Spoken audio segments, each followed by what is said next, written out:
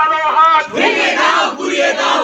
এসব দিয়ে আমাদের অনেক বুঝে শোনানো হলো, এসব নিয়ে অনেক নিউজ প্রেস করানো হলো, জনগণদের বোঝানো হলো যে তোমাদের জন্য আমরা আমরা অনেক পদক্ষেপ নিচ্ছি, আমরা সকল ধরনের মুখে দিব। কিন্তু কিছুদিন পরে দেখি যে দেশে আইন শৃঙ্খলা একদম নির্মূল হয়ে গেছে, দেশে অপরাধের জন্য অপরাধীদের সরকার হয়ে গেছে। তীব্র নিন্দা এবং প্রতিবাদের জন্য আজ আমরা এখানে এসেছি। যেমন আমি একজন স্টুডেন্ট, একজন নারী হিসাবে আমি অনিরাপত্তায় ভুগছি। আমি টিউশনে যেতে পারছি না, আমি বাইরে বের হতে পারছি না। এই অনিরাপত্তার আমি কোথায় এর নিরাময় দাবি করতে পারি?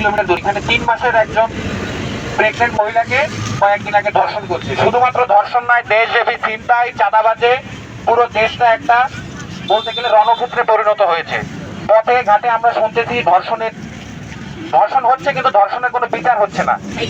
আমরা ভুলে যেতে পারি না একটা ইমামের কাছে একটা ছোট বাচ্চা সে সেফ না। আমি ভুলে যেতে পারি না একটা বাবার কাছে তার স্নেহের সন্তান সেফ না। আমি ভুলে যেতে পারি না একজন গর্ভবতী মহিলা সে রাস্তায় যে সেফ না।